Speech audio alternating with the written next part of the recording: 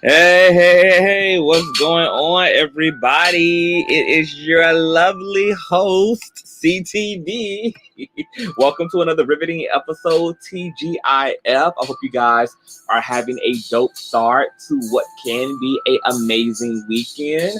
Just remember that fun and amazing and having a great time is first and foremost a attitude before it is a circumstance. So just make sure that you always have your mind right and that you just clear that head, let go of that drama, let go of the work week, and just be honey and live your life. Attitude is everything. Okay, we have some things to get into, honey. Okay, and we're probably going to be here for a little minute because we gotta dive deep. We gotta dive deep into the stuff because it's a lot going on. Okay, I do have some church announcements before we get heavy into the discussion, and I also have some sad news as well that I'm going to get into before we get heavy into this discussion. So while you guys are in the building, please give me a old nasty piece of thumbs up. It don't cost you nothing. It's free 99. Okay. If you're new here, definitely hit that subscribe button. Share the kingdom out, of course. And yeah, make sure that your notification bell is definitely like locked and motherfucking loaded. Okay. So let's get into it. Let's do this. And I will return shortly with our broadcast for this evening. Okay. I know a place where you can recharge your soul. Baby, that's CONSCIOUZTV. And in the midst of brokenness, he gon' see your asshole. Baby, that's CONSCIOUZTV. You gon' heal, you gon' laugh and catch a little shade. Ooh, girl. Y'all know he be slaying, y'all better stop playing. Come hear what he's saying. Ladies and gentlemen.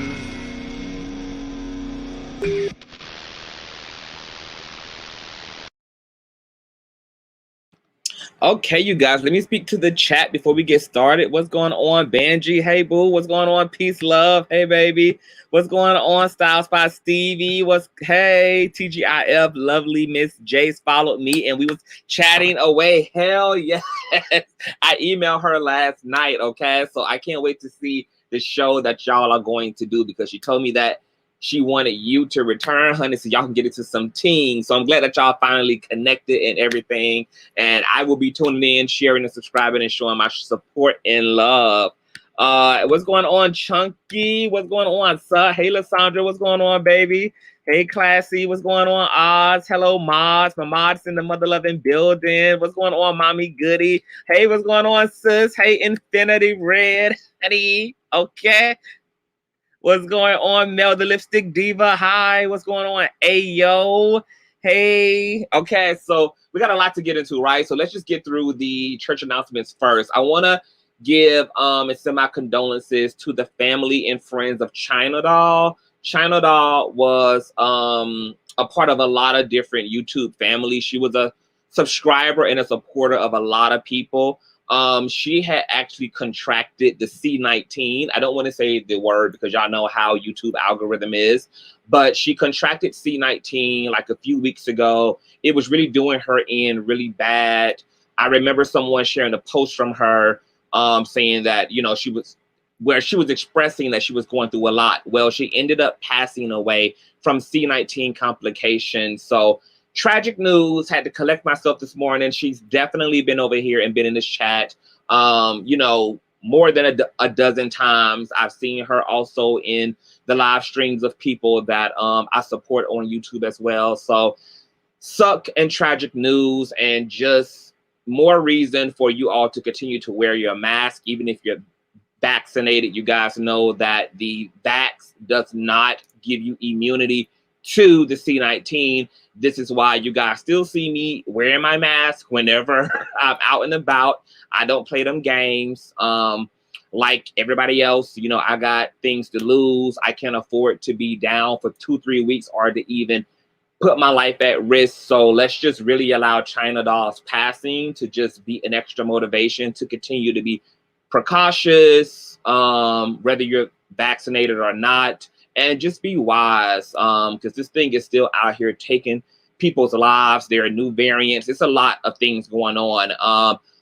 I know that Big Rainey had emailed me and was saying that he wanted to come on and really talk about some things. So we're going to get into some holistic stuff and let him teach and tell you guys about some holistic cleansings and remedies and some things you can do at home to just keep your immune system high, vibrating, and at its optimal use, because there's a lot in the highways, the airways, and the byways, okay, of the world right now. So just want to give a rest in peace to China Doll. I also want to shout out to my cash contributors. Last night we had a really great show regarding the Bill Cosby topic, as well as the Kwame Brown, Jason Lee, Tasha K debacle, and all of that. And I want to thank everybody for their cash apps and PayPals. I love you guys dearly. Hold on, am I getting, what's going on now? Wow. Oh, okay. Let me bring it up right now. Let me just go ahead and shout everybody out before we get started, honey. Okay. And if you're in the building, please give me a nasty piece of thumbs up and share the stream out, you guys. We don't care where you put the motherfucking Kingdom at, girl. Pornhub, Plenty of Fish, X videos, girl, whatever raunchy ass community you in, girl. I pass the link on, honey, because all promotion is good, free, full publicity and promotion. Okay.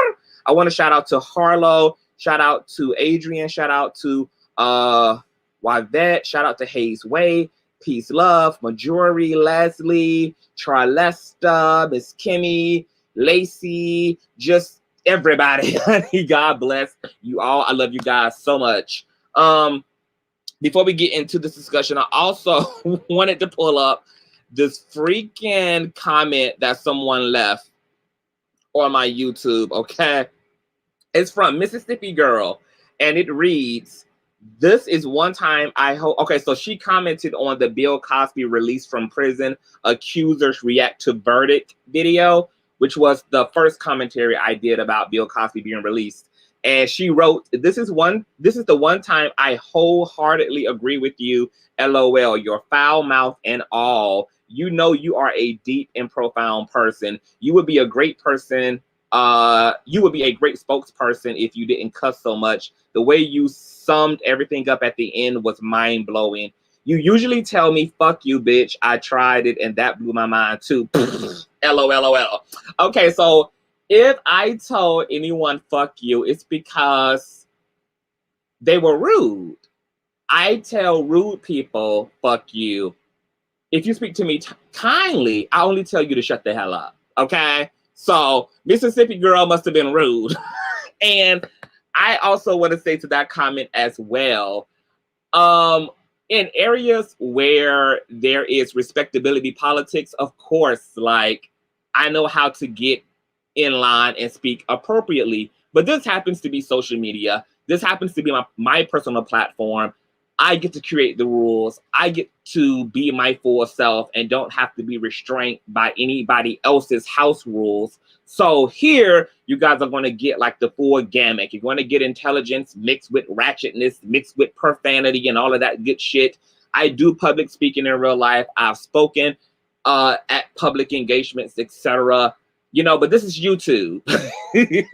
So I don't put that level of pressure on myself to speak, you know, in a non-cursing, non-profane way, because one of the beauties of social media is the fact that you get to kind of like explicitly just be yourself and let your hair down and, you know, just relax and do what you do best, which is talk all of your shit in the way in which you talk your shit. What's going on, Phyllis? So shout out to Mississippi. God bless you. So we got to get into some controversy, okay? So you guys know about the Sha'Carri Richardson debacle, okay? Sha'Carri Richardson is a track star who it was and may still potentially be on her way to the Olympics. However, she was drug tested and the marijuana found in her system disqualifies her. So she won't be able to play. She won't be able to benefit from any sponsorship or any accolade or any trophy for 28 days, okay? Which expires 2 days before okay? The Special Olympics. It's not the Special Olympics, the Olympics. And there is still a possibility that she may be able to compete. That would just come down to the front runners of the Olympics, okay? The administration of the Olympics gets to decide if she will still compete. So all hope is not lost just yet, but we're going to get into it. I want to read my description actually for this video regarding this topic, okay? Because it's a lot of layers to Sha'Carri's situation, honey. Like, a lot of layers that we got to peel back and unpack and get to the bottom of, and we're going to do just that because that's what we do over here. And do it well. Let me read my description. Let me see. Okay. So Sha'Carri Richardson was recently disqualified from competing in the 2021 Olympics over cannabis being found in her system, as Sha'Carri said was the result of losing her biological mother and coping through the use of this holistic plant. There's been controversy about whether Sha'Carri deserves empathy or criticism, for she is an African-American woman whose talent allows her to set a precedence for African-American excellence within a white man's world. So her qualification comes as a disappointment to many, but for others, it highlights a bigger issue of covert white supremacy tactics against Black and brown individuals, and we're going to discuss it all. Also, Tokyo banned large swimming caps. They banned large swimming cap usage for Afro textured hair in their swimmers Olympics, you guys. I don't even know which part of this discussion I want to start with first, okay? Because we're going to start with Sha'Carri, and then we're going to travel into what's going on in all of the anti-blackness and racism going on within Tokyo, okay?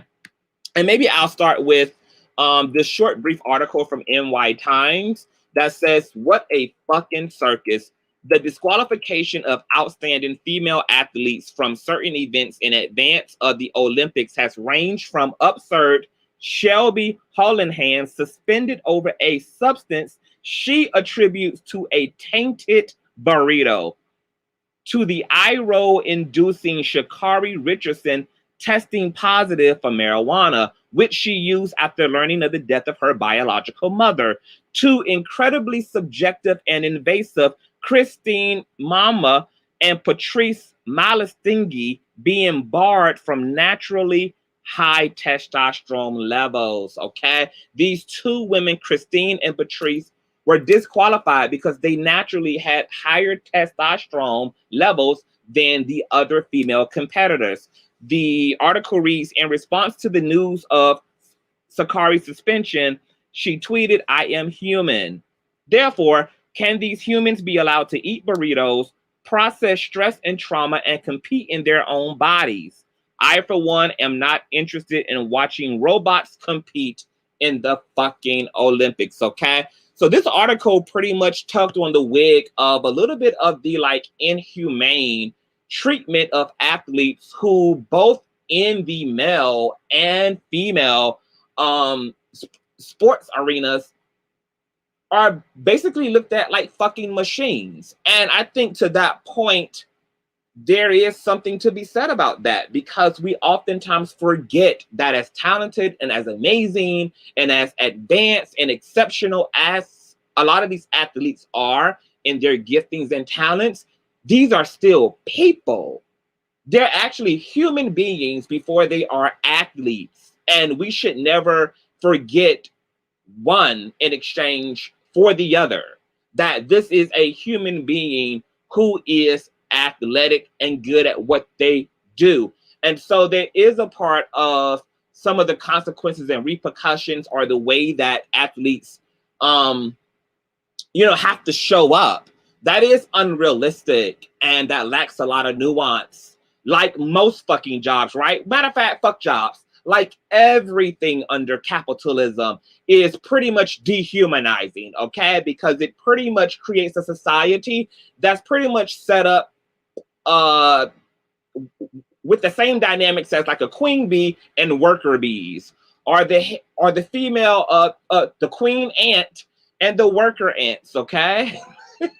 Almost to the point that you're just a number, you are just another social security number, okay? But there's no humanity present. So I thought that article was really spot on and kind of highlighted something that does need to be addressed, okay? These athletes, young athletes, both female and male, are out here killing their fucking selves. They are going through grueling training, damaging their own bodies just to entertain America, okay? And we don't really think about the things that these people are having to endure.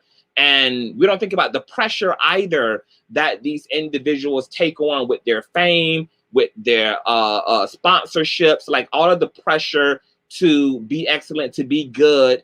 And a lot of the things that you sacrifice, even some of the like unnatural sacrifices that have to be made, like just to be wealthy or just to be famous or just to achieve a particular thing within any of these given areas. And so my empathy and heart goes out to Sha'Carri, because obviously losing your parent is really fucking traumatic. She does have a job to do. She knew what the rules were. And she made an executive decision that costed her. And under normal circumstances, like obviously Sha'Carri would not have been disqualified, but losing a parent is something that comes with profound grief for some people. And so even this comparison that, you know, there are people who have had to bury their children and their parents and still show up. We're not a monolith. There's also people who don't do marijuana and people who do. There's people who have money who live very modestly, and there's people who have money that live very lavishly, because there's no one shoe fits all. Every human being shows up and participates and navigates life in their own unique way based upon their own personality, etc. Blah, blah, blah, blah, blah, blah, blah. So I don't smoke marijuana. I don't use marijuana. Spirituality is my particular drug of usage. But, you know, most of the people in my life utilize marijuana to cope with various things. And you would think that with marijuana being legalized in so many fucking states, that at this fucking point, you know, like where is really the criminalization of marijuana even still coming from, even within fucking sports? Like, I think it can be argued that it's time even for sports to get over it. Like, let motherfuckers do what they do. Like, we all know the truth about marijuana at this point. For the most part, like, it can be used very medicinally. It's used for multiple purposes. And people do not behave the same way under the influence of marijuana as they do, like, under being drunk or under the influence of DMT or ayahuasca or heroin or crack cocaine. Like, it's fucking marijuana. You know, I know people who puff on vapes before they go into corporate jobs. I know people who puff on vapes and get their shot of their cannabis before they go make millions of dollars and go slay in business or go slay on stage or whatever the case may be. So, you know, sports just need to shut the fuck up.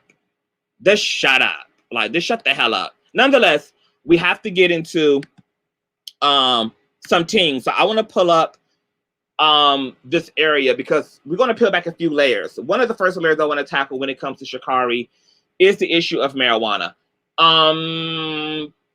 It's being argued that Sha'Carri's disqualification because of the usage of cannabis has a white supremacist racist undertone. And, you know, a lot of our Black people are just, I don't know why some of our people are not very clear about just how deep white supremacy runs in the fabric of Black people's lives, not only in the West, but fucking globally. But we're really going to have to come to full terms with just how much white supremacy shapes the lives in every given in every given capacity, socioeconomically, socially, in the medical community, that every aspect, especially for melanated, for Black and brown people in the West, that everything that we stand on, everything that we participate in is governed ultimately by white supremacy perception, white supremacy respectability politics, white supremacy ideology, it's literally a white man's fucking world. It's always for sure been a white man's fucking country, but it damn sure is a white man's fucking world. And so there is never any fucking issue that you can ever deal with in this country that is, especially as it relates to Black people, that is unrelated to white supremacy. I don't give a fuck whether you're talking about capitalism. I don't give a fuck whether you're talking about the criminal justice system. I don't give a damn what you are talking about. There is literally not one fucking area of Black people's lives that is not impacted and informed and controlled and supervised by the presence of white supremacy. Black people, like, you have got to understand that and accept that and never divorce white supremacy from any conversation around the conditions that Black people endure and face every day in this country, because you do the conversation a disservice and you remove your oppressor from the problem and focus on the victims. And we know that everybody in this country, like, there also comes personal responsibility and agency and free will. We've got to make even good choices, right, under the supervision of white supremacy. But we also have to always include white supremacy, because what we're having to tap dance to and bootlick to aren't even, like, when people say it is what it is, like, we know the rules. We know this is a white man's world, but it is what it is. You still got to fall in line. Yeah, but that's a part of the fucking problem, because what we're calling it is what it is. No, it ain't what it ain't, because it is what it is actual equality.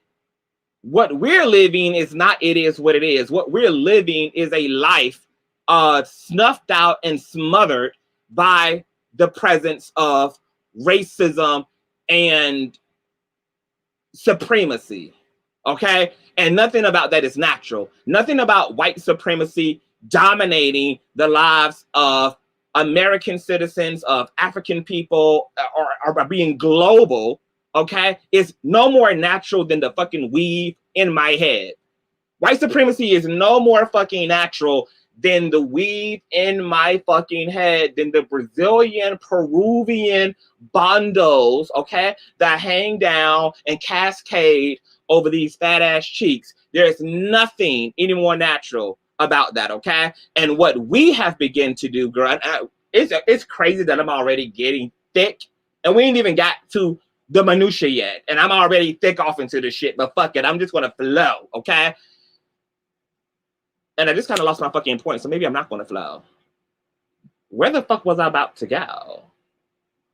The point is, okay, we're not going to fucking divorce white supremacy from any of these. Oh, what I was about to say is, just because white people, not white people, just because we as Black people decided to accommodate white supremacy, just because we've decided to work around white supremacy, just because we've decided that it's easier to conform to white supremacist tactics and reality than it is for us to continue to stand up for ourselves until this shit is over with, doesn't mean that how we're choosing to live and accommodate white supremacy is the right way. And this is why I always go in on respectability politics, because respectability politics are birthed out of white people, Black people choosing to develop ways of navigating the West for the sake of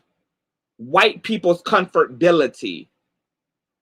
So straighten out your hair, try not to be as Black as you are, try to be as articulate as you can, work twice as hard, over excel, be polite, don't be threatening, look warm and inviting, Okay, all of these respectability politics are coping mechanisms for Black people in a world where they're trying to keep white people off their fucking ass. So this is why I be so fucking disgusted and deplored by fucking respectability politics, because of where it comes from, because the root of respectability politics is sick, and all respectability politics is respecting the way white people want the fucking world to be ran, respecting white people in the way they want your Black ass to operate on these American streets. And as we see, we're continuing to die in these streets, be treated unfairly by all of these institutions, by all of these fucking American systems. And yet we're still fulfilling and playing out respectability politics. It's fucked up. It's fucked up.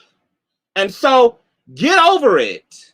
Get over it. And just because it's niggas out here who fucking, you know, sell they fucking souls and coon the fuck out just to move through this system and get what need to be gotten, it's also not a catalyst to encourage other Black people to do the same, just because your Black ass can benefit from kissing master's ass.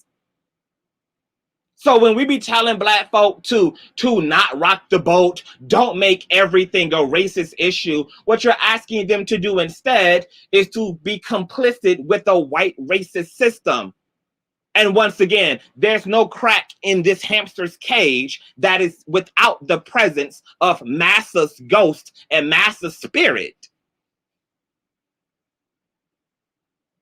So I understand that Black people's backs are up against the wall in a way within this country, because on one end, you don't want to deal with white supremacy and you just want to get your bag and live your fucking life and pay your fucking bills and ride around in a UFO and have access to, you know, crazy opportunity. And if that means playing the game, playing the white supremacist game and being the type of Negro you should, and respecting and following out the respectability politics, there's a large amount of Black people who are going to do just that.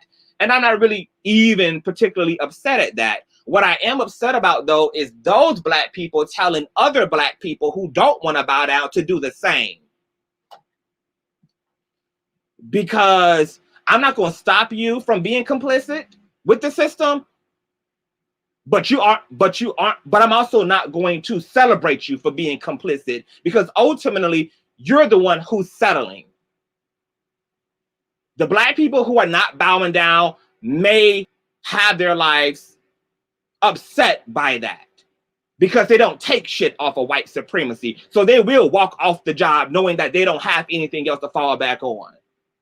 They may take the longer route and the harder route by starting their own fucking businesses and dealing with the ins and the outs and the stress of being a Black-owned entity in this country, rather than work for a fucking white man. Yeah, their lives may be more upset and more difficult, but they're doing the more integral fucking thing.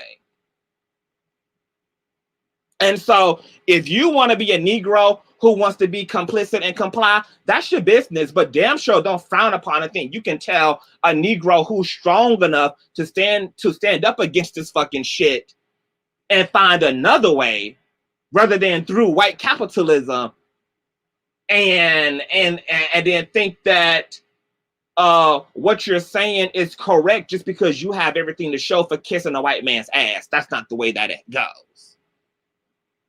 That's not the way that it goes. Okay? Because the melanated folk in this country who are strong enough to do that are a part of a minority. But kudos and shout outs to them. Now, let's pull up this fucking article.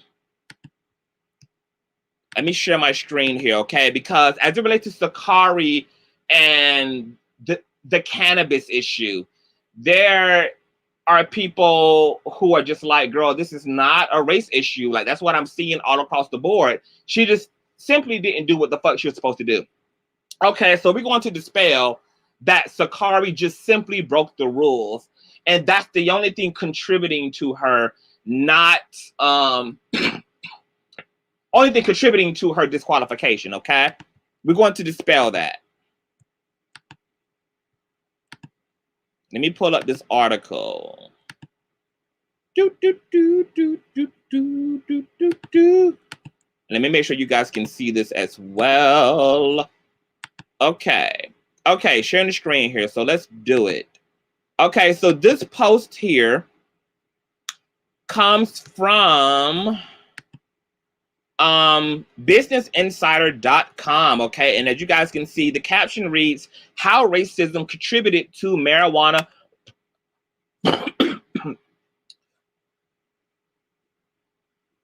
prohibition in the U. Hold on, I need some fucking water. Hold on.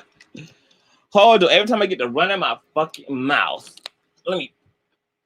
Hold on, honey. So let me tell you, bitch, when you the motor mouth of the South, honey, and you get up here to raising fucking hell, girl, and you ain't even breathing, bitch, you dries out that throat, honey.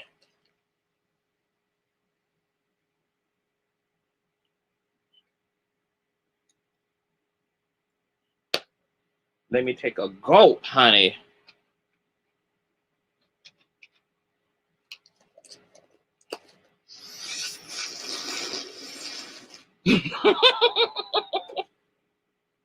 Did you guys hear that? Hear my gulp? Okay. Okay, so how racism contributed to the prohibition of cannabis in the U.S. Let's do it. Weird orgies, wild parties, roots in hell. How did marijuana get such a bad rep? The answer is simple: racism. As early as the 1800s, there was no federal restrictions on the sale or possession of cannabis in the U.S. Hemp fiber from the plant was used to make clothes, paper, and rope. Sometimes it was used medicinally, but as a recreational drug, it wasn't that widespread. A New York Times article from 1876 even cites the positive use of cannabis to cure a patient's dropsy, basically swelling from an accumulation of fluid. In the early 1900s, an influx of Mexican immigrants came to the U.S., fleeing political unrest in their home country. With them, they brought the practice of smoking cannabis recreationally, and it took off. The Spanish word for the plant started to be used more often too. Marijuana, or as it was spelled at that time, marijuana, with an H. This is when the more sensational headlines about the drug began to appear. In 1936, a propaganda film called Reefer Madness, what a fucking name, Reefer Madness, was released. In the movie, teenagers smoke weed for the first time, and this leads to a series of horrific events involving hallucination, attempted rape, and murder. Much of the media portrayed it as a gateway drug. Marijuana, a powerful excitant, produces unpredictable emotional results, but its greatest danger lies in the fact that it is a stepping stone to the harder drugs such as morphine and heroin. The following year, in 1937, the Marijuana Tax Act was passed. Cannabis sales were now taxed. Part of the reason this act was passed was because of the fear-mongering going on at the time. And a huge instigator of that fear-mongering was the man behind the Marijuana Tax Act, Harry Anslinger. Anslinger was named the commissioner of the Federal Bureau of Narcotics during the Prohibition era. But once the national prohibition ended in 1933, Anslinger turned his focus to marijuana. This is when racism and xenophobia really kicked in.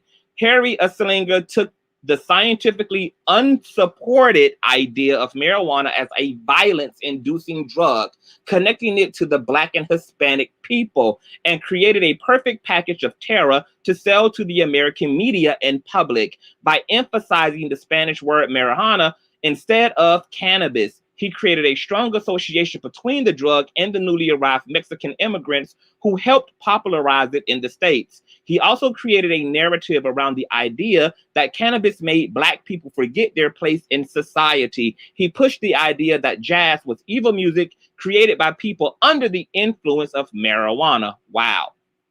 But these racist ideas didn't just influence the media's portrayal or the public's perception of the drug. The discrimination they encouraged was evident in real numbers. In the first full year after the Marijuana Tax Act was passed, Black people were about 3 times more likely to be arrested for violating narcotic drug laws than whites. And Mexicans were nearly 9 times more likely to be arrested for the same charge.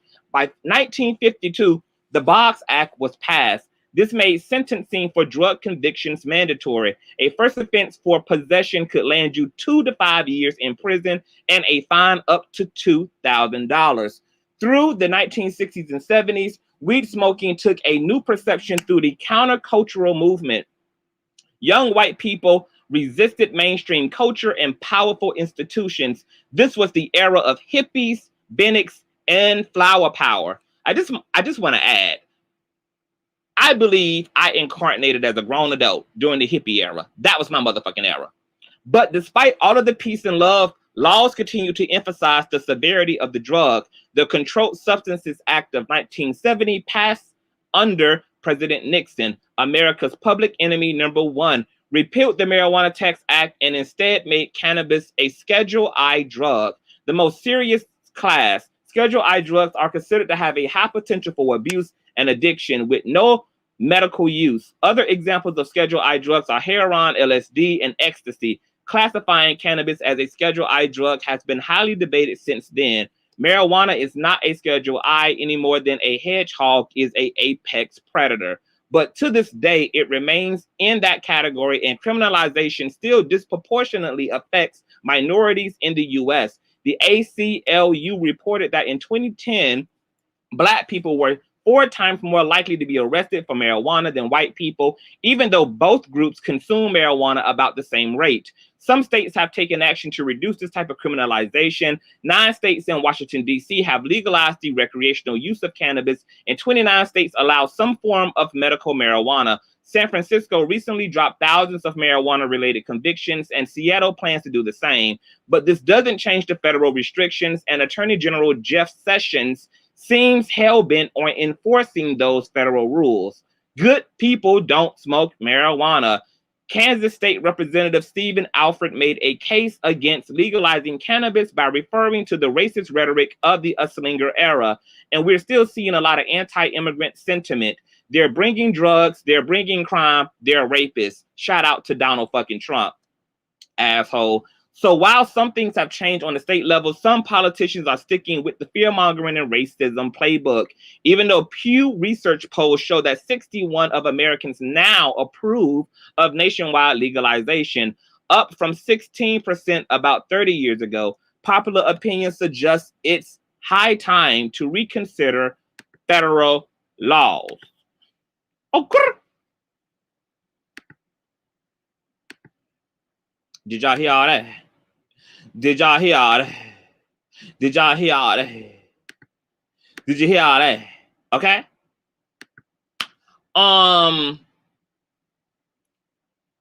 Before we move on from the marijuana piece, you got to understand that the authors of America were Mayo people. Mayo people constantly creates rules that may indeed seem to be for everyone, but they're really targeted toward those minority groups. Like, no one should be able to convince you that cannabis being banned in any way, being prohibited in any way, 2 days prior to a tournament, 24 hours prior to a tournament, that it even mattering in any condition is really for white people. Why? I mean, it's for white athletes. We know who will be the most impacted by a lot of the legislation that get passed. We know who will be the most impacted by anti-marijuana, anti-cannabis acts. Okay? This is how many melanated people even produce a per capita by themselves. That weed man is a Black entrepreneurial. And he was doing that long before the legalization of dispensaries all over the fucking country in Colorado. White supremacy knows that the Black community utilizes weed, amongst other things, to cope with the oppression and the presence of white supremacy. That keeps your Black ass broke. That keeps Head Start programs out of reach for you and your children. that reinforce perpetual generational poverty and dependency upon welfare generationally. You don't fucking think that a intelligent system like white supremacy that has been intelligent enough to globalize and to colonize the world is not studying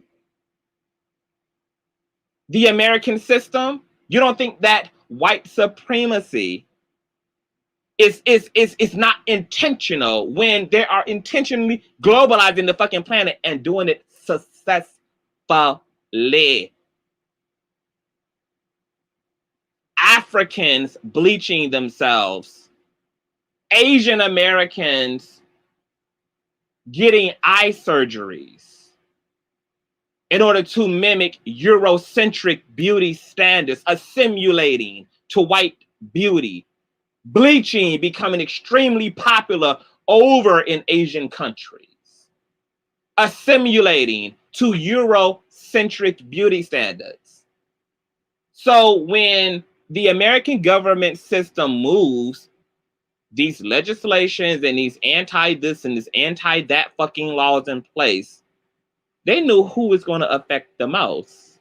Yeah, it'll impact white cannabis users, but more importantly, it'll help us to continue to criminalize melanated cannabis users, which is why most of our Black men and Black women are locked up in jail right now with all type of crazy ass charges on their record for simple cannabis weed charges. Isn't Kamala Harris, the ex-district attorney of San Francisco, hands down like responsible for so many Black men serving hardcore time for simple possession of marijuana? So yeah, they passed these laws and it looks like, yeah, they're for everyone, everybody who smokes cannabis. But when it's time to reinforce those fucking laws, it's only fucking Black people being penalized the fucking most for breaking those fucking laws. While we call what happens in the drug community to white people a fucking epidemic. But we lock up and throw away Black crack addicts and Black heroin users while we implement systems of rehab and rehabilitation for white drug addicts who get a shot to restore their lives, to restore their families, to restore their marriages, to restore their health. While the only people who ever get penalized for shit are people who look like me and you.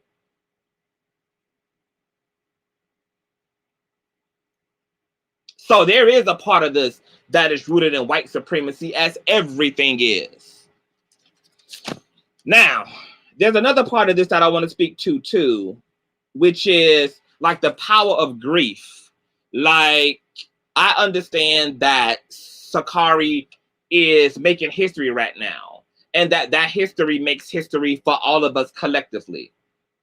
Her winning these trophies, her going down in the Guinness Book of World Record, like her slaying white man shit as a Black ass woman. Okay, we need all that. However, like, I'm also not going to come down on her for being very fucking human, because who the fuck is prepared to lose their mother? Who is prepared to lose their father? Who is prepared to lose their fucking spouse? Okay? Like, yes, I hate this for her. I hate that she hit the cannabis, okay?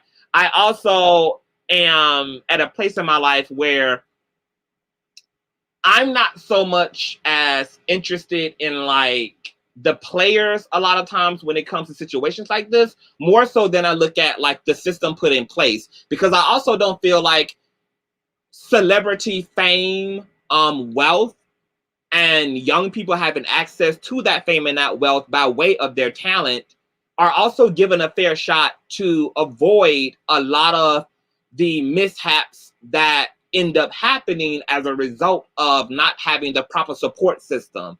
Like, I have a cousin who is a professional NBA player, and because he knew how to throw balls through a hoop, he was cut millions of fucking dollars. Millions of dollars that he had no idea what to do with.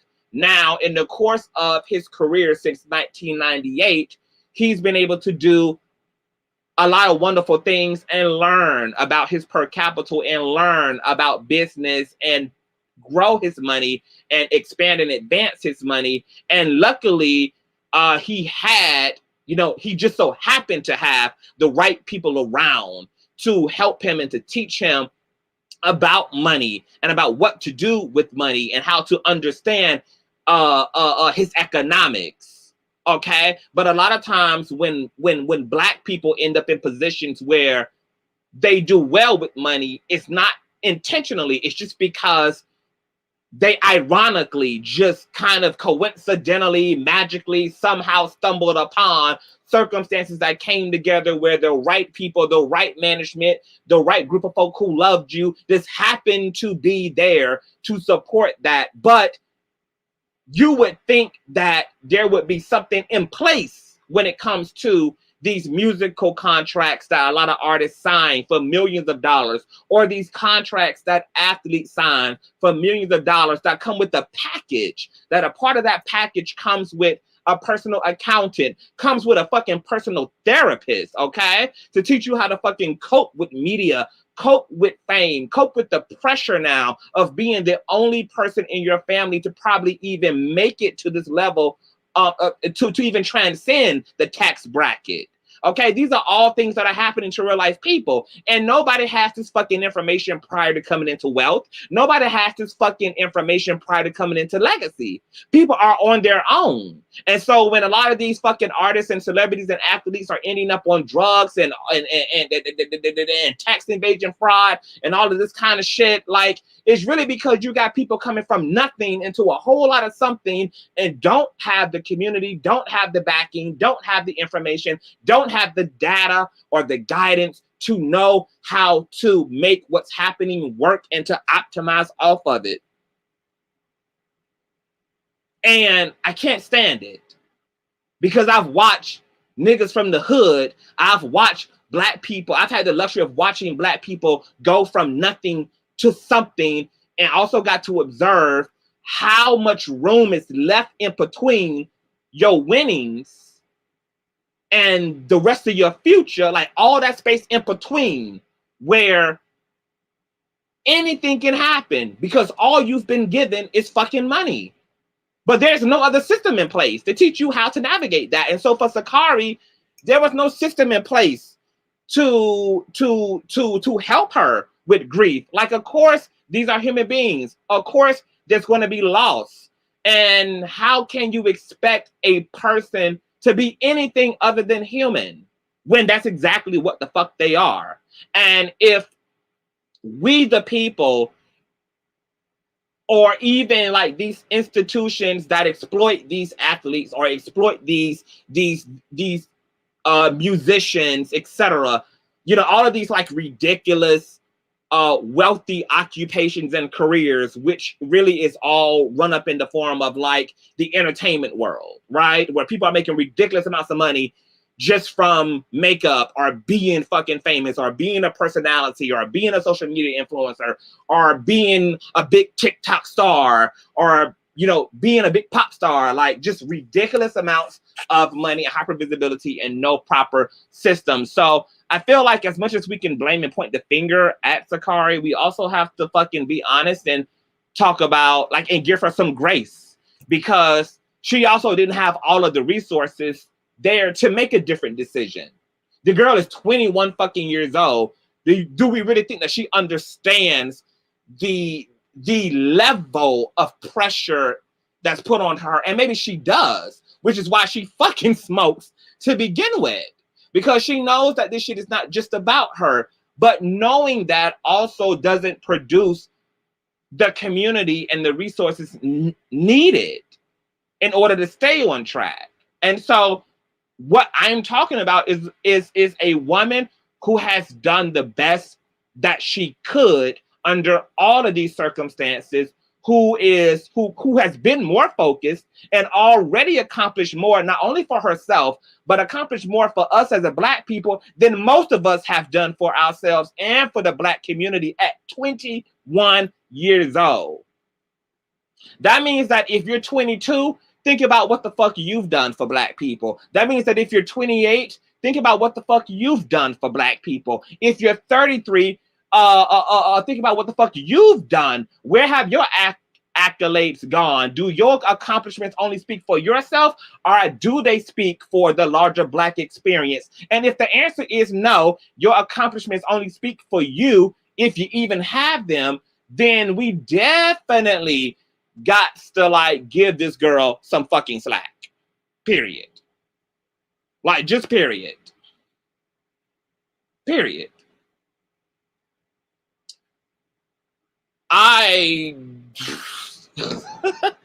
Like, for me, it is too much.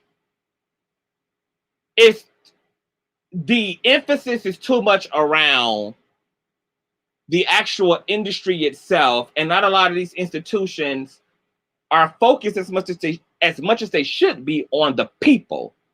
So I would think that this is an opportunity for us as a Black community to really think about more so what Sha'Carri needs. Like, what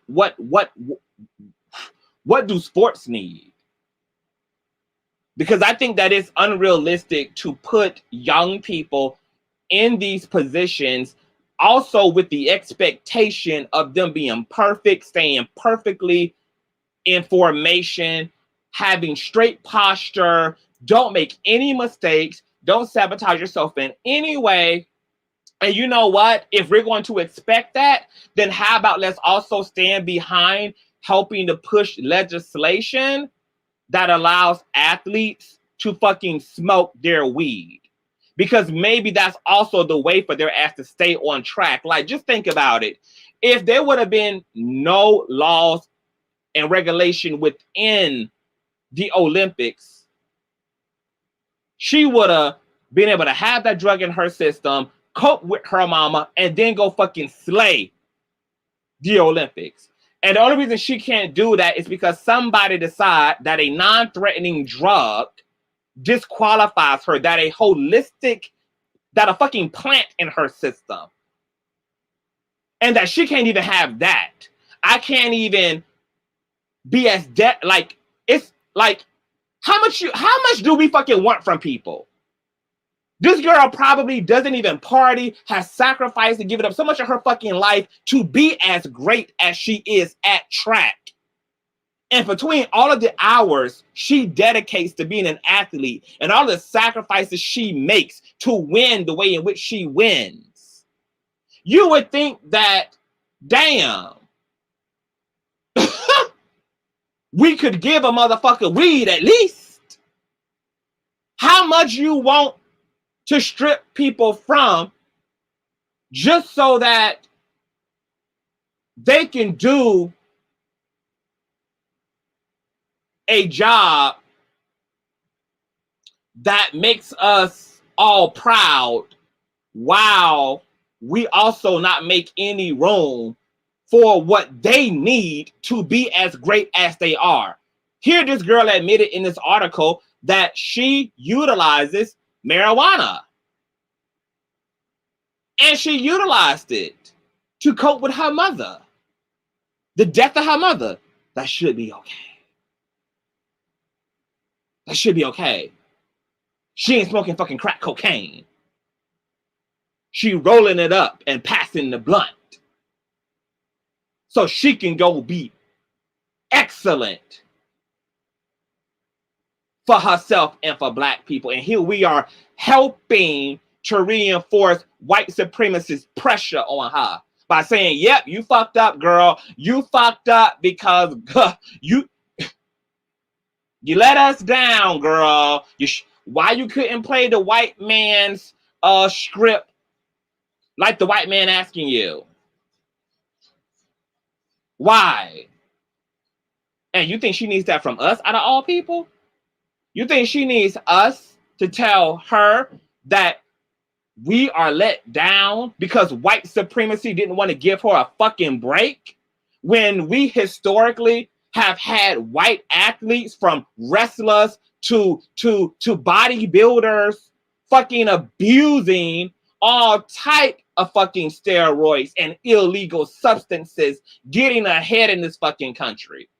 And here it is, a black woman utilizes a fucking plant, a fucking herb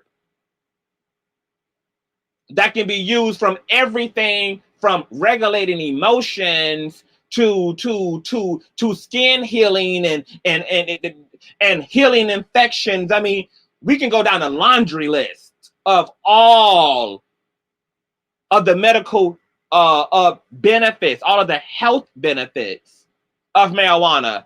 And here it is, we have to tell her that she let us down.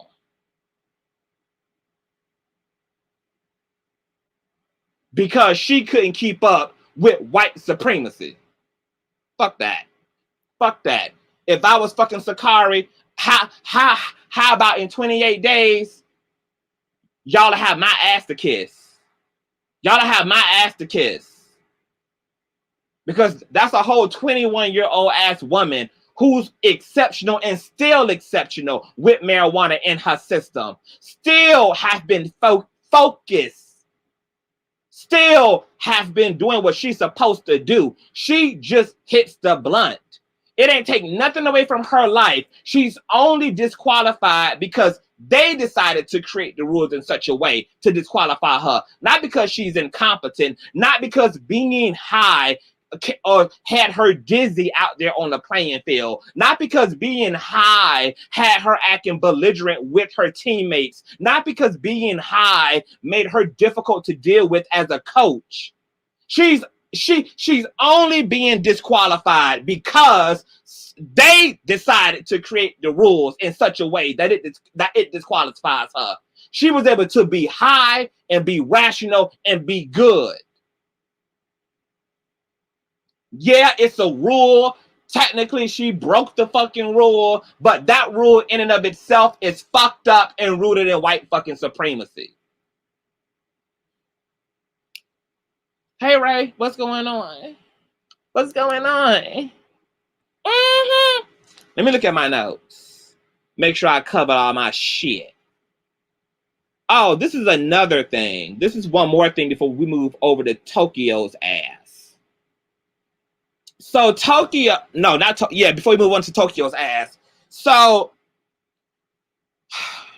when it comes to like repenting your fucking mind, right? And trying to like wake up again and like see the truth for what it is and what's really going on out here in the world and what's going on out here in reality also means that like you got to check your own anti-blackness, right? So, you know, the BET Awards just happened, okay? And there were a lot of talking points that BET gave to us, honey. There was a lot of shit to talk about from this year's ceremony. But one of the things that I didn't like was this reference to BET being the fucking EBT Awards. Like, you've got to understand, like, I almost even hate that Sha'Carri and all black athletes have to go compete in white man shit to be rewarded for like to win white men awards, to win white people awards, to win white capitalistic awards. Okay, like I almost wish we would and continue to attempt to create our own fucking lanes. Okay, so when the BET Awards, the Soul Train Awards, all the the Hip Hop Awards, when all these things that are for us and that represent us, irregardless of who the fuck they owned by, that's a whole nother conversation. You know, about BET being owned by a white man. At this point, that's true tea. But at the end of the day, it's still a fucking space preserved for the representation of our people. And we should be more supportive of having these fucking spaces instead of once again like helping to diss our own spaces. Like, why are we calling the BET Awards the fucking EBT Awards? Like, why? Why? Would it have been more prestigious to be at the fucking Grammys rather than to be or to perform or to be rewarded by your own fucking community? Would it have meant more to us to be? I mean, yeah, we know that it does, unfortunately, because we got black people who buy into fucking white supremacy and who think that it means something to have the fucking applaud of some fucking pilgrim in the world. We feel so much better about ourselves when pilgrims are throwing us a doggy treats for being good Negroes. But that's a part of that fucking anti-blackness that we got to become really careful about and really fucking observe. And we got to start making shit that black people do mean just as much to us in our hearts, in our minds, in our emotions as the shit that white people create, that we drool over. Because here it is, you have fucking Nicki Minaj crying for years over never winning a fucking Grammy. How many times has that bitch hit that Soul Train Award, though? How many times has that bitch hit that Soul Train Award stage, though?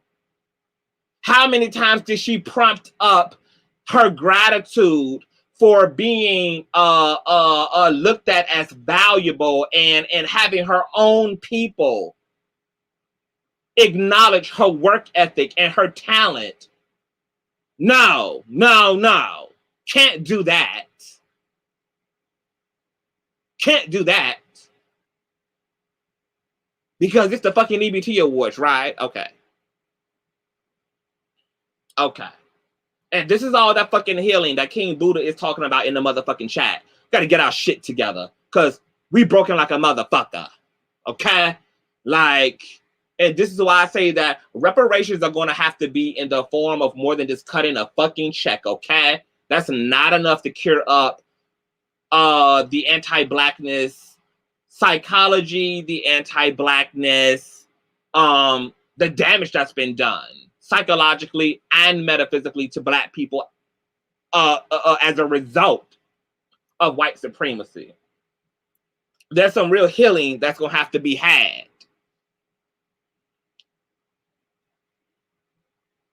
Now, let's move Miss Mamas out of the way, girl. We be here for 2 hours, okay? But shout out to Sha'Carri. I hate this for her. I ain't even mad. I'm just more mad at white supremacy at this fucking point than any fucking thing else. Like, I'm just not going to help white supremacy to punish black people. I'm just not going to do it. Sha'Carri, in my fucking eyes, didn't do anything fucking wrong, even though technically she did something fucking wrong. But considering who the fuck is saying she did something wrong, which is fucking pilgrims and white supremacy, in my black ass eyes, bitch, you ain't do nothing wrong. Anytime you disappoint white people, bitch, you ain't did nothing wrong. Anytime white people find a fucking problem with our asses, bitch, we ain't did nothing. We ain't did nothing wrong. We ain't did nothing wrong. We ain't did nothing wrong, and damn sure ain't doing nothing wronger than our white counterparts are. That's why I ain't have no problem watching Bill Cosby's black ass walk out of the motherfucking prison. How many motherfucking white men and fucking women done did it? And how many of them white motherfuckers done did it with blood, with red blood all over their hands, with black and brown blood all over their hands, and we had to endure watching their asses walk home. Walking their ass, watching their ass go back into their lives. Like, I'm sick of white fucking systems constantly informing black people, controlling every fucking body. Like, it's literally time for another revolt. It's time. It's time, honey. Now, Tokyo decided that, you know, it just wanted to get in on all of the niggerment, honey, because, you know, it's a fad and a trend to just oppress black people, girl. You know, it's just a popular thing, even though black culture is everybody's culture, even Asian culture at this fucking point, bitch. They out here doing the bankhead bounce, the fucking hip hop and Asian rap and all of this motherfucking shit, and still got the nerve to be fucking anti-black and fucking racist as fuck, girl, because it's popular, okay, to exploit white talent, to exploit black talent, black bodies, and then yet still dispose and degrade and also keep black folk out of motherfucking spaces. Like, that's what it's cool to do. So let me share my screen real quick. Let me move Sha'Carri. Let me move this. Hey, baby, what's going on, baby doll? Hey, boo. Let me share my screen. Swimming caps for natural black. Okay, here it is. So, no, this actually is not what I meant to share. How did I share this? This is weird. Hold on, y'all. Tokyo swimming cap. Let me share. Do do do do do do do do do do. Okay, so over in Tokyo, can you guys see this? Okay, the caption reads, Tokyo Olympics formally banned swimming caps for Afro hair. Official committee says elite athletes don't require caps of such size. So I'm going to read this article just to give you more context about what's going on in Tokyo, honey. Because, baby, just having a knee on our necks is just the fucking thing these days, honey. My God. Let me pull this up. Oh, okay. I know what I did. Actually, I'm gonna share.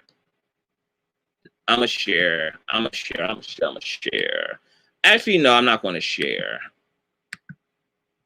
Because I'm tired of clicking all these goddamn buttons. So I'm going to just keep the picture up and read the article to you guys. So this is an article from theguardian.com, okay? Just to give you a context for what's going on, child, okay? Hold on, let me scroll down real quick. So it reads, swimming caps for natural black hair ruled out by Olympic Games. International Swimming Federation rejects use of soul cap, saying it does not fit the natural form of the fucking head. I'm going to read that one more time. International Swimming Federation rejects the use of soul cap, a cap particularly customized and designed to accommodate Afro-textured hair. The International Swimming Federation is saying does not fit the natural form of the fucking head. That because these particular customized caps for Afro-textured hair don't look right aesthetically, that they're going to ban them. Not because they're not practical and effective for athletes who have Afro-textured hair, but because it doesn't look natural. That the shape of the head doesn't look natural under the cap when the person with the cap on has Afro-textured hair. They're going to ban it. It's banned. Okay, let's read, girl. Okay, breathe out, yeah. Swimming caps designed for natural black hair created by a black-owned brand will not be allowed at the Olympics. The hats made by Soul Cap, which previously partnered with Alice Deering, who last week qualified to become the first black female swimmer to represent Team GB at the Olympics, have been rejected by the International Swimming Federation. The body said that the caps did not fit the natural form of the head, and to their best knowledge, the athletes competing at the international events never used, neither require caps of such size and configuration. Daniel Obi, the founding member of the Black Swimming Association, told The Guardian the ruling underlined the inherent systemic and institutional inequalities around the sport. We believe, and I quote, that it confirms a lack of diversity in the sport, she said. Aquatic swimming must do better. The original swimming cap designed by Speedo 50 was created to prevent Caucasian hair from flowing into the face when swimming. Obe said that the caps did not work for Afro hair, which grows up and defies gravity. Yeah. grows up, white America. Like everything else that goes up when when black athletes are on the motherfucking courts and pools to set shit off. Okay? She said we need the space and the value in which products like the Soul Cap allow for. Inclusivity is realizing that no one's head shape is normal.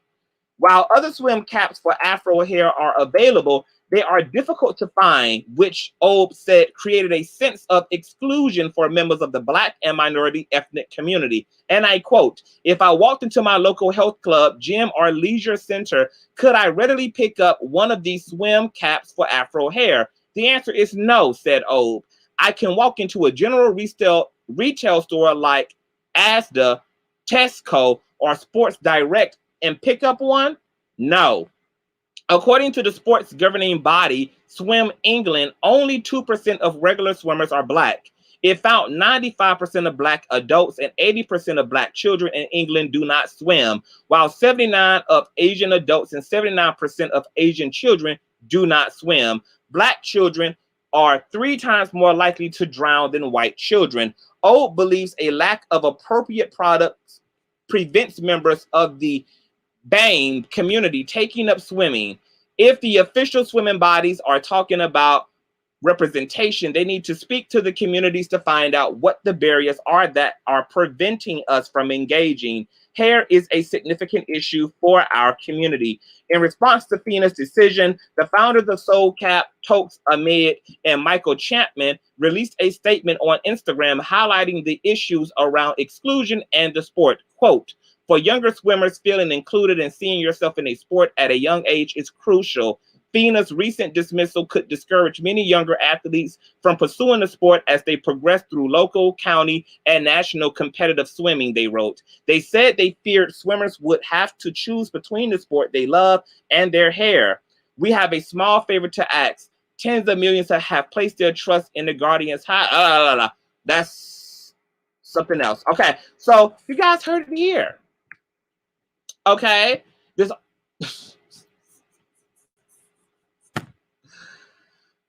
the natural shape of the head, girl. They are trying to prohibit and keep our athletic number one at everything from swimming to fucking hockey to basketball to motherfucking football, ice skating, gymnastics, bitch.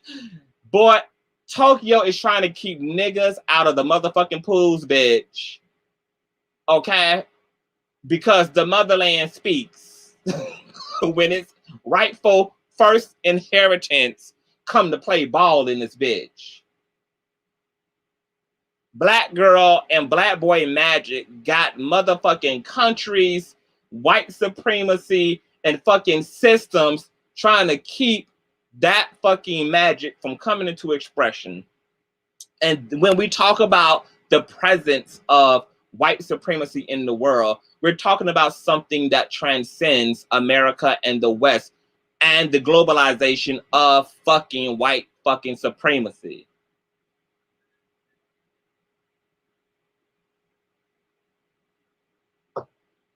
How does that negate the issue that she used contraband?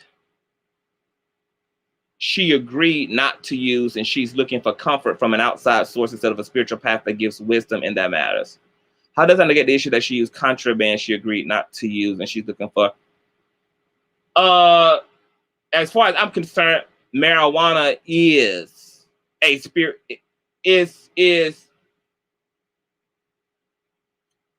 I don't consider marijuana and cannabis has always been something that's been strongly aligned with spiritual paths. Shamans and mystics and Buddhists and witch doctors and mystics all around the world have been using hallucinogenics, particularly cannabis, to induce spiritual states, to calm their minds, to astral project, to remote view, to open and enter into their third eye, etc. So once again, like, we can't even put cannabis in the same category as everything else. Yeah, she technically broke a fucking rule. They told her you can't do it, regardless of what it is. She did it any fucking way. But because of the long-standing underlining issue of white supremacy embedded within every fucking system within the West, like, I'm sick of it and don't even give a fuck if black people break those rules any fucking more, because those rules are asinine and erroneous in their inception to begin with. They shouldn't be. We have anti-black shit that's in the form of that's in the form of laws. We have anti-black shit that's in the form of ideology. We have anti-black shit that's in the form of legislation. And just because white supremacy has the power to reinforce their oppression and make anti-blackness into fucking laws doesn't mean that we're breaking those fucking laws when we do, because that's not a fucking law. You can't create laws against people's ethnicity, and it's and this isn't a not smoking cannabis even was for the white users of cannabis, but once again, this system knows who those laws are going to hurt the most, because that same system will create a law that's for everybody, quote unquote. See, that's the cover story, is nobody can smoke weed. It's illegal for everybody.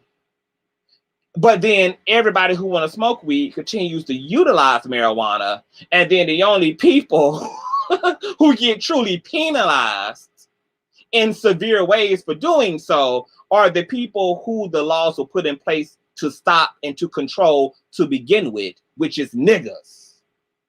That's why we all had an issue with Kamala Harris being vice president, because of her track record as a district attorney, because black bodies have been disproportionately, extremely sentenced under her watch. Black men under her watch serving 15, 20 fucking years for marijuana charges. While in those same cities and states, white people on drugs, white people selling drugs, white people utilizing drugs are given sentences to go into rehab for 6 months and being put on probation, while niggas are within prison cells getting fucking raped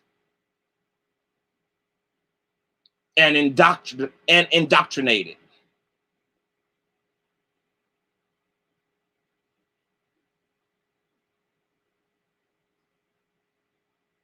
If all that she's like, and this is another thing about spirituality.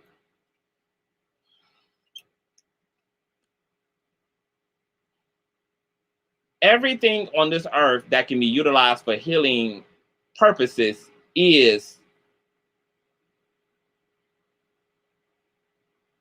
within spiritual space, right? Like, I don't give a fuck whether you don't believe in a higher power. If you believe in if you yield to the vibrations of that higher power, like happiness, love, you have a determination, those are all products of a connection to the vibration of that which we call the Most High.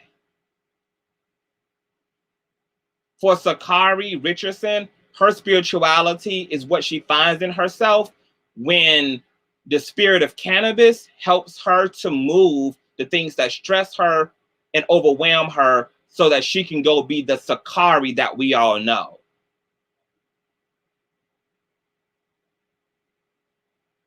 Because Sha'Carri been a smoker for a long time. It can even be said that because she's able to have the help of cannabis and keep herself regulated mentally and emotionally, that she's able to be committed and sacrificial and dedicate the time she needs to dedicate to her legacy to go be great. Now, doing just that and using marijuana to do just that has hindered her. But I'm making the argument that marijuana isn't even the issue here in and of itself.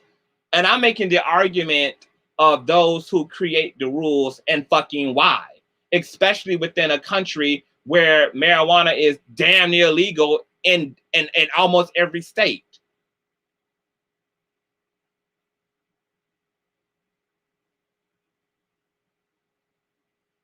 It's so oppressive.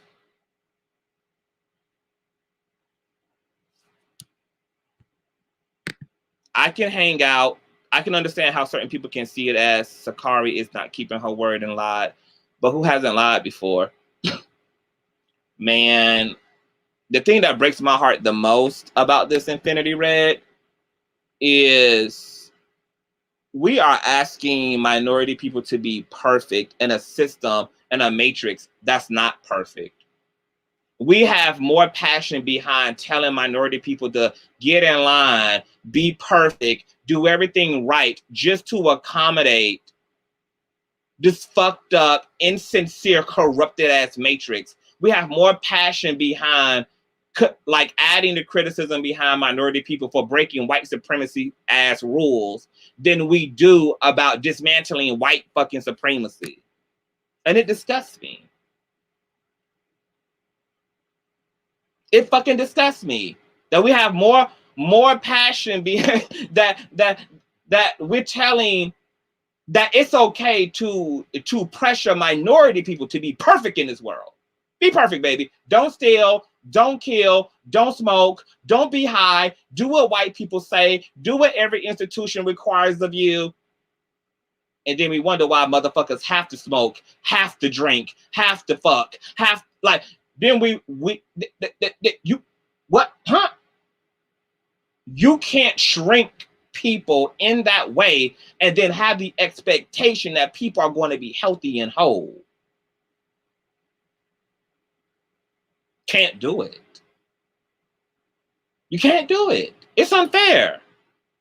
It's unfair because in all of these criticisms around Sha'Carri, the question is not so where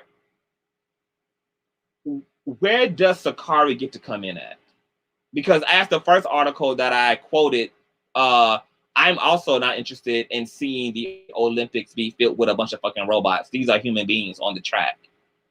And there should be a place reserved in all institutions if it calls itself moral.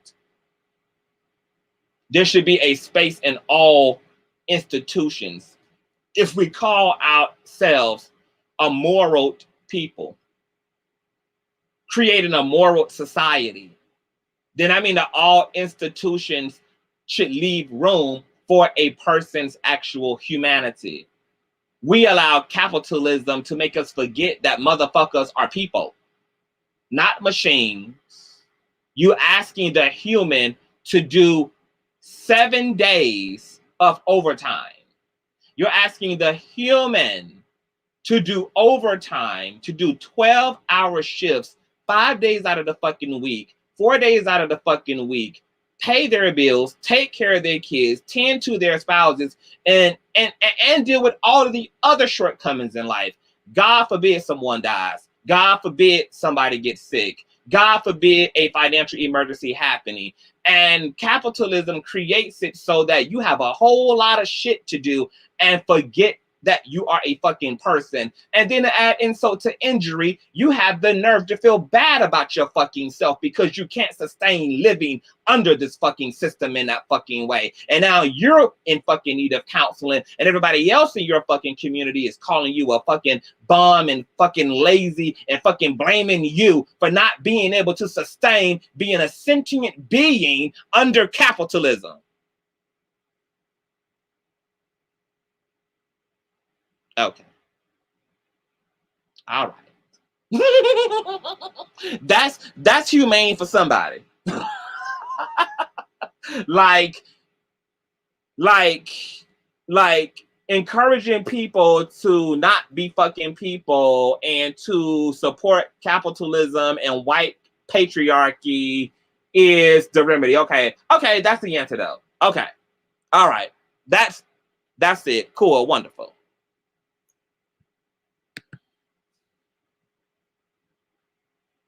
They pressure us to be perfect because we are truly God's people. They aren't. That's why they expect so much from us, because they know we're going to be the God or that devil here, which is our choice.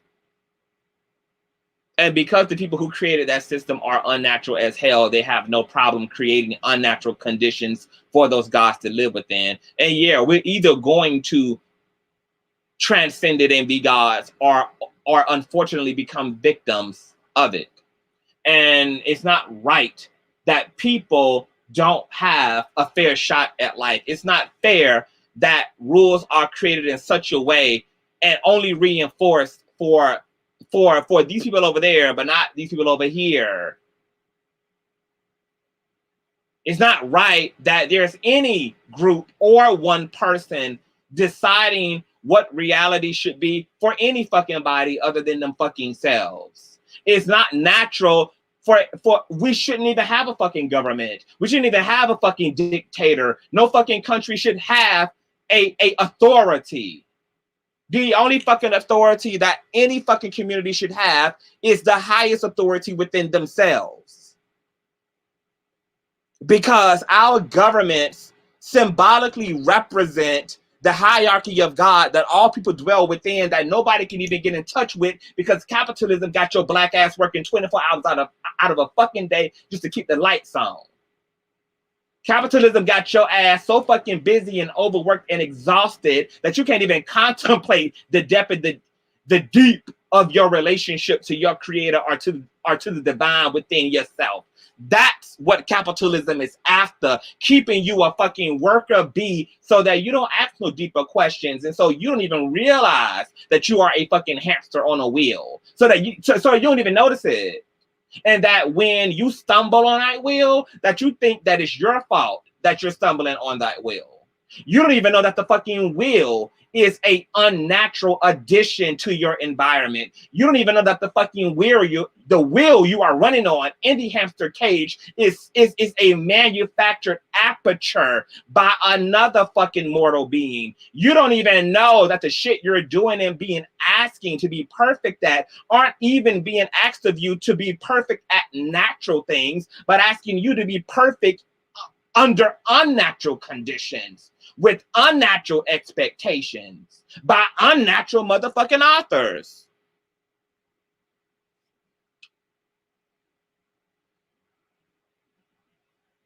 But capitalism and white patriarchy makes sense to some fucking body.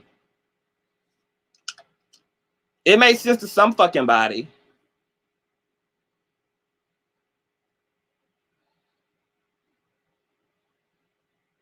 I'm not here to dictate people's spirituality. As far as I'm concerned, Sha'Carri had found her fucking spirituality in motherfucking utilizing marijuana. And that marijuana didn't stop her from being the track star that she is, because she didn't start smoking marijuana when her mother died. She always had been smoking fucking marijuana. Her smoking marijuana did not prohibit her from being an athlete and a functional fucking track runner.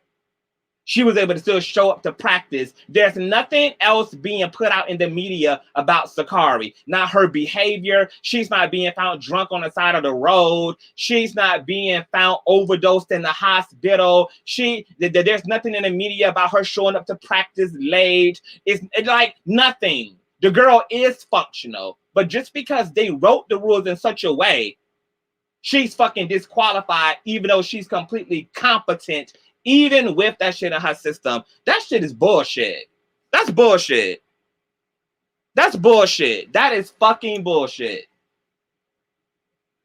If you're gonna tell me that a bitch on drugs, I want you to show me where a bitch is ineffective at because she's on drugs. If you're gonna paint the fucking picture and disqualify and fucking remove a person from their fucking occupation or from their life because they're on fucking drugs, you need to be able to prove to me then how them being on whatever you're saying they're on is prohibiting them from being fully functional and capable, because we ain't heard that part yet. She's fucking only being penalized because of what they found in her blood. Not because she acting crazy and wild on drugs. Not because she's spending her money crazy. Not because she's fighting and difficult on drugs. Just because you found marijuana in her fucking system, her livelihood gets to be put on pause for 28 fucking days.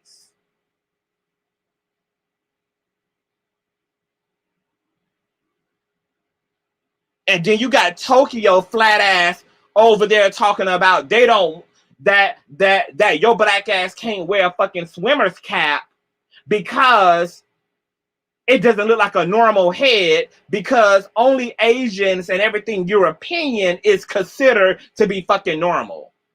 Because your hair, your Afro textured, kinky, curly ass hair grows up toward God and their hair grows down towards hell. You can't wear a fucking swimming cap.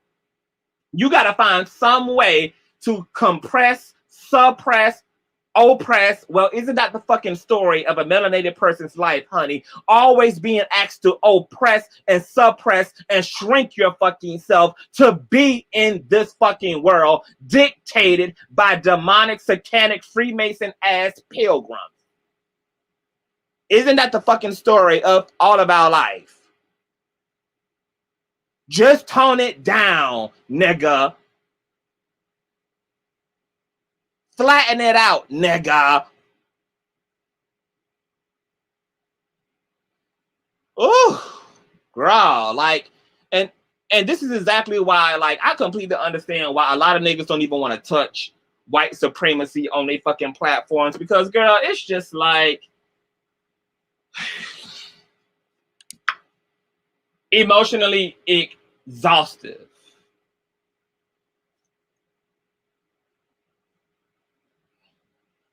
Exhaustive.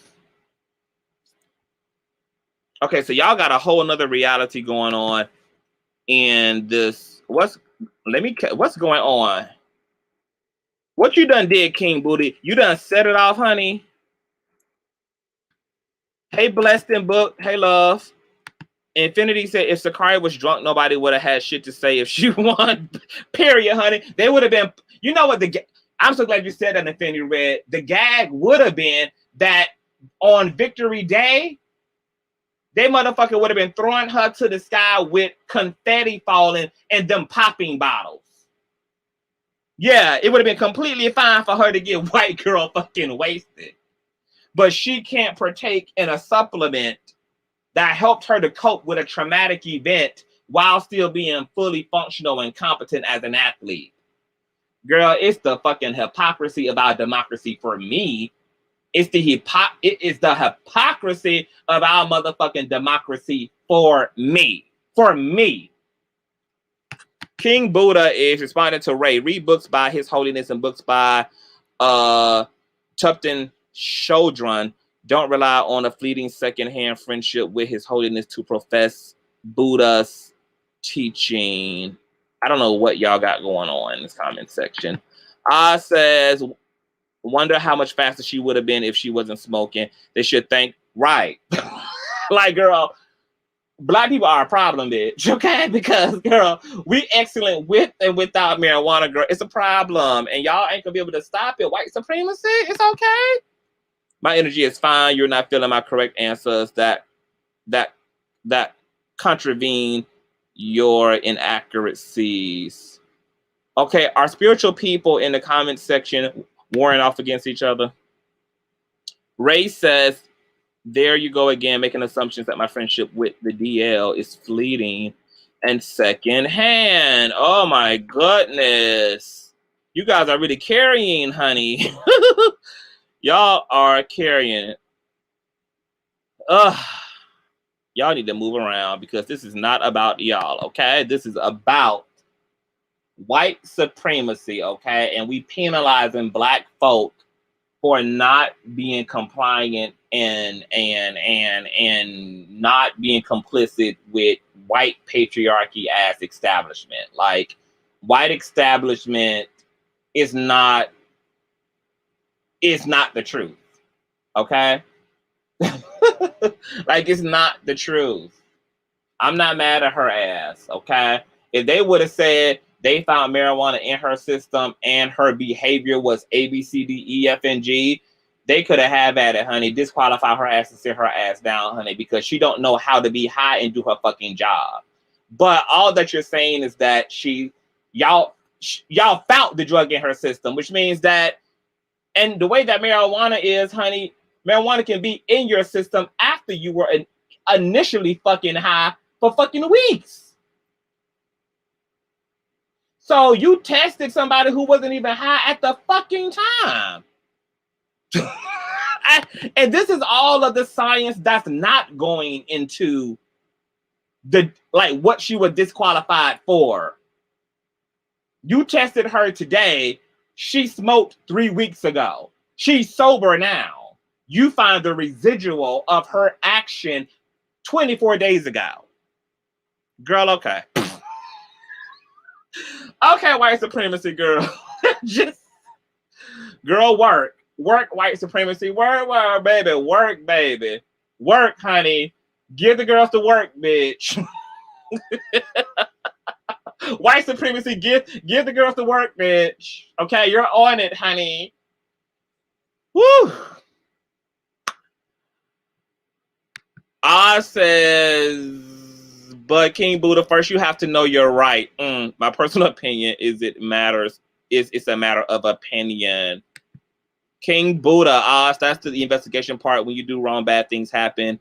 You then learn not to lie. When you tell the truth, you see the benefits. That's imperial investigation. Yeah, I mean, I agree with King Buddha. You know what? No, I was going to agree because it sounds cute on the surface, but at the end of the day, that's such a philosophical, subjective area. Like, if I lie to you to spare my own life,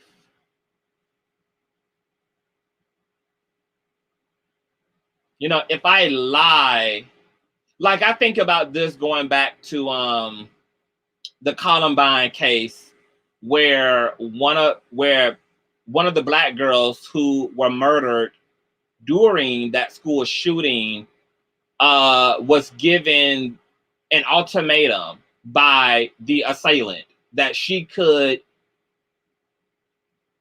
avoid having a bullet put into her head if she denounced Christ, or she could proclaim Christ and have her life ended. And according to reports, eyewitness accounts, she proclaimed Christ and she lost her life instead. And that is very admirable and amazing. And then I start to think, what do I think about the people who might have been put in that same position who lied? Who lied? Like, my issue with lying and this whole is that we're even talking about what lying means under a corrupted matrix. Like, when you for me, when you lie to wickedness, it's not a motherfucking lie. Okay? When you lie to a wicked ass system, when you lie to corruption, it's not a fucking lie. It's a strategy, not a motherfucking lie. It's an exit plan, but not a motherfucking lie. When you lie to that which is holy, it's considered a lie. When you lie to that which is divine, it is a lie. When you lie to a system built upon righteousness, that is a lie. When you lie to corruption and unrighteousness and wickedness, and you lie to mess, that's not a fucking lie. It only constitutes as fucking lying if you're lying to a system that is righteous and divine.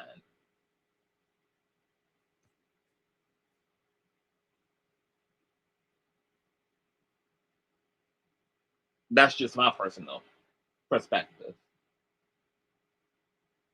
If I have an abusive father, because I'm thinking about like all the young girls who lied probably to their dad about not being a virgin when he prompted her with the question of, are you still a virgin? Who knew that if she said yes, her autonomy was in danger, that her life was in danger, that her well-being was in danger.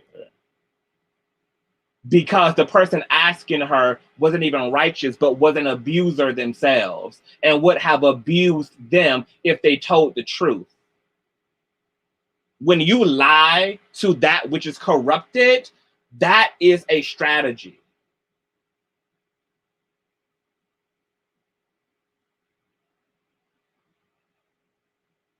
When you lie to that which is holy, that is a lie.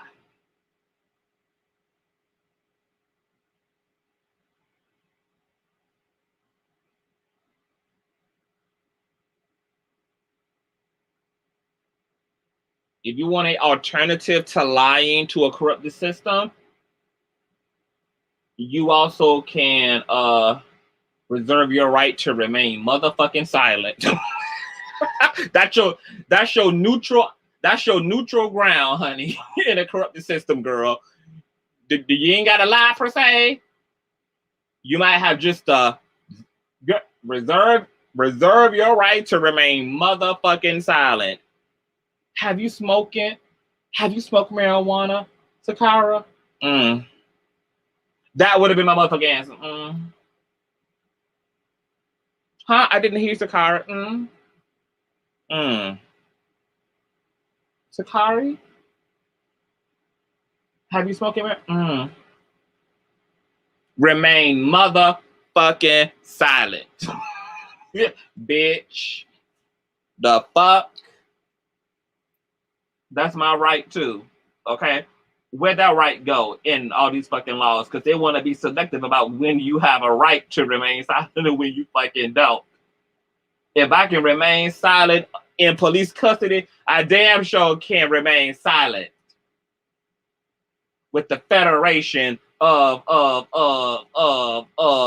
the Track Coalition. Zip my motherfucking lips and kiss my black ass, cause every other motherfucker is around here doing what the fuck they got to do, girl, to do what they got to do, including white folk, including pilgrim folk. It ain't, I'm gonna be honest, it ain't too much shit that minority people can do to, like, it's fun, girl. I don't really give a fuck if it's anarchy when it comes to black folk. Like, black folk gotta do what they gotta do. Okay, but you gotta sell your stamps, sell your motherfucking stamps, ho. Like, I don't give a fuck. I don't. I'm not penalizing black folk for navigating a system that is intentionally designed to slow down their self-actualization and to slow down their existence, to prohibit their existence. I'm just not gonna do it. I don't give a fuck. You know, the only time I hate that shit is when is when we turn it on each other. Is when we gets the fucking up. But in terms of, girl, keeping your ass afloat in a system that don't give a fuck about you. And see, this is about, I'm gonna end on this note. Y'all got to get over thinking that America give a fuck. White supremacy don't give a fuck about you. And it also doesn't matter how in denial you are about the presence of white supremacy. White supremacy is just how Christians say, oh, you don't got to believe in the devil. You don't need to. The devil doesn't require your belief to be the devil. Okay, I'm saying the same thing about white supremacy. It doesn't require your belief system. White supremacy is. And the minute that some of y'all fully fucking accept that white supremacy is, and as soon as some of y'all get over what y'all want life to be and this fucking fantasy of existence, and come to the realization of the enemies that exist outside of you, that are in the form of fucking laws, that are in the form of American government, that are in the form of the prison industrial complex, that are in the form of the police, the police force. Yeah. Only then when we be able to truly get it and to truly understand why some of our black folk gotta move the way that they fucking move, why some of our black folk gotta lie in this system, why some of our black folk gotta remain silent in this motherfucking system, why some of our fucking black folk gotta do a little cheating and maneuvering and improvising when it comes to the resources and technically break some of the fucking rules just to fucking survive when you get real about the fucking oppression that's blanketed over Black people's fucking existence, particularly in this fucked out ass country. Hey Vanessa, what's going on, Toots? I was hoping Sha'Carri was going to be silent about admitting publicly to smoking Zaza, but she's seeking sympathy from demons who want to demon. Yeah, she's being compliant, honey. You know, and I ain't mad at her. You know what I'm saying? Like, she's 21. I know she don't know better. I know she don't even know how to do this at all. I'm just proud of her for getting this fucking far. This is more than we can say for a lot of other motherfucking 21-year-old Black youth. She's done exceptional as far as I'm concerned. And she's only temporarily suspended. I bet you her shit together now. I bet you when the Olympics come around next year, that Sha'Carri gonna be here for the shits, because Safari gives me can't keep a good bitch down type vibes. So I am sure that this is the premium gas in her tank, that she's going to get herself in order, and she's going to fucking slay and make it up to herself. And her community will benefit from her making it up to herself. The community will benefit from her making herself proud. That will residually impact us. But I think we also not need to totally focus on Sha'Carri, and we need to fight to decriminalize marijuana usage within sports. Just like the situation with Cosby and his case and his freedom and his 3-year minimum is an opportunity to not necessarily focus upon Cosby, but focus upon the criminal justice system and whether it needs to be reformed or completely fucking abolished. Yeah, we have a look at the age of Aquarius, girl, giving us these opportunities to address the systems and not the players, to address the bullies and not the fucking victims. Look at that. Look at the opportunity to reform and revision our fucking world and to create a space that, because even to only legalize and make the world spiritual, everything has to be done by freedom of choice. I don't smoke, but I'm not going to stand in the way of people smoking, and I will completely stand behind the decriminalization of all fucking drugs.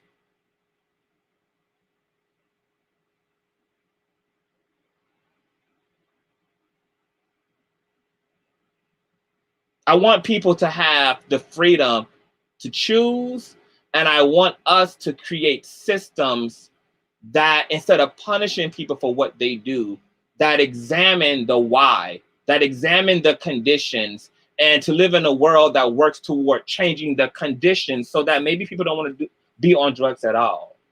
And if they do want to be on drugs, to definitely not punish them for being on drugs, because that doesn't get to the bottom of anything. It's punishing. This is why at this point in my life, I'm also an abolitionist. That's why also, as much as I empathize with the victims in Bill Cosby's case, I was not like even here for this idea that prison time was necessarily just. Like, you throw somebody away and put them around other criminals. That doesn't address what creates sexual predatory behavior. That doesn't even a lot of times offer closure to victims who have their rapists and abusers put away, but still deal with the pain and the scar and the trauma of their experience. And so what the fuck exactly are we actually accomplishing by punishing rather than rehabilitating and finding some other holistic way to deal with the ills in our world? Like, I'm just over it. I'm over it. I know fully functioning crackheads and cokeheads, but crack ain't natural, but some would argue it is because of the cocoa leaf, etc. Yeah, and a lot of the functional motherfucking people, honestly, are the people who got money. Like, if you can sustain your fucking habit, you pretty much won't be reduced to being 90 pounds with a fupa and a wig hanging halfway off your motherfucking head, begging to suck dick for a 75-cent drink and a short. You know, because the only reason why the crackhead looks that way versus the crackhead who's the CEO of a multi-million-dollar company is the fact that the multi-million-dollar crackhead has the money to support their habit. They're not starved out and deprived because they can afford the substance that they use to sustain themselves versus, you know, crackheads and drug heads and drug addicts at the fucking bottom who don't have the resources and the access to those drugs to sustain them consistently. So they fall apart as a result of not having access to them. It's fucking nuts. It depends on the person and if they are amendable to rehabilitation. And we'll only know that by entertaining rehabilitation. You know, there are clearly some people who are just monsters. Clearly, like there are clearly some motherfuckers who are just Michael Myers. There are clearly some human beings who are just like Freddy Krueger. And clearly the best thing to do is to create a space and put them in that space and protect everybody else from them. But those people make up a minority of people. Like the monsters make up a minority. My personal sentiment is that generally speaking, all human beings can be restored. We just have to actually become as innovative as we've gotten about technology, as we've gotten about cell phones, as we've gotten about computers, and be that fucking creative and innovative when we think about how to give human beings the things that they need to be healthy and to be whole and to be at their best. And I do not think we have even remotely begun on any fucking level, from curriculum, medically, psychologically. Like in no area have I seen the innovation when it comes to creating a holistic society. And I'm not talking about crystals and yoga and shit, but I'm really talking about the type of narratives that need to be perpetuated through our airwaves. I'm talking about the fundamental things that need to be taught to young people coming up under this curriculum. I'm talking about a really effective education, not only about mental health and emotional health, but also includes an education around economy and money, things that actually drive the lives of everyday human beings, which is mental health and a means to provide for yourself monetarily. And these systems are piss poor at that. God forbid you be born with privilege and be born with a silver spoon in your mouth and be born into a family where there's a long legacy of business and you get to inherit daddy's business, or you get to inherit mama's fortune, or you get afforded to be born in a rich ass family and have a quality of education through private school and being personally tutored and just having access to that big Q quality of everything. But why should that be a luxury? Why is not what's luxury afforded to every fucking body? Don't every human being fucking deserves that? Don't every fucking human being deserves quality medical care that maintains the nuance and uniqueness of also your ethnicity? Because we know that there's a difference between white medical care and our medical system and how it understands white bodies versus the lack of understanding about black bodies. What don't every fucking culture, every fucking group, every fucking person deserve a head start? Why the fuck is a head start education preserved for those who can afford it? Why would that not be the basics? Why are we handing people the basics and then want them to be exceptional while other people get to just inherit the resources and don't even have to actually be exceptional while having access to those resources? The world is ass backwards and upside fucking down. White men are becoming millionaires in America, KKK, by operating cannabis dispensaries all over the fucking world. And yet it is the hypocrisy for me, period, B-Neil. Not monsters, it's people that straight up will not and don't want to be rehabilitated, and you can't make them. And we provide a place for them folk. Most people do want to be rehabilitated. Most people are just in trouble. And most people don't respond to the opportunities to be rehabilitated because they no longer trust anybody or the opportunities that present themselves for rehabilitation. We don't even know enough about people who don't want to so-called change. That's an assumption. We haven't even put in the work and created the things necessary to drive people's healing, to drive people toward their healing, to inspire people toward their healing. We're just accepting people at face value, assuming that they want the way that their lives are. They want the conditions in which they squalor in. And once again, as far as I'm concerned, those are assumptions. I want to see the system and the larger and the community at large stop being distracted by the addicts and by the hard-headed, reform society, and then give those people the opportunity to be better.